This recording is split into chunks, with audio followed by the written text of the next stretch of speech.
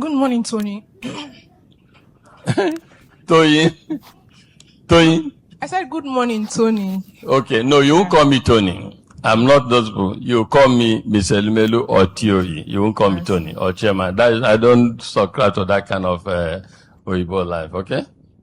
All right. Good morning, Mr. Ilumelu. So Thank my you. question is, how do you know if you are This Tony Elumelu's video is a perfect example of why leadership requires social awareness. Because this wasn't a random event, or this was UBA's Graduate Management Accelerated Program, a program specifically designed to develop young professionals for leadership roles.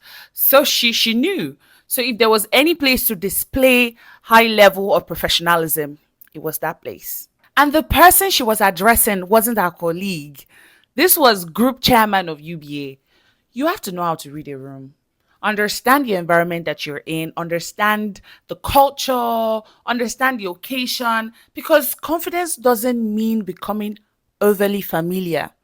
And that's why context is so important here.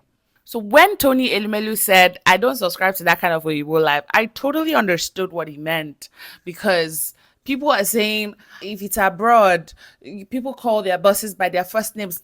Please.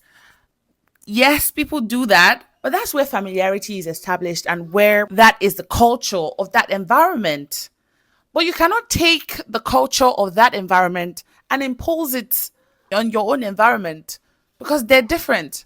Leadership requires enough social intelligence to read the room you're actually standing in. And I also loved how Tony Elumelu handled the situation. He corrected her, established how he preferred to be addressed, and still allowed her to go ahead to ask a question.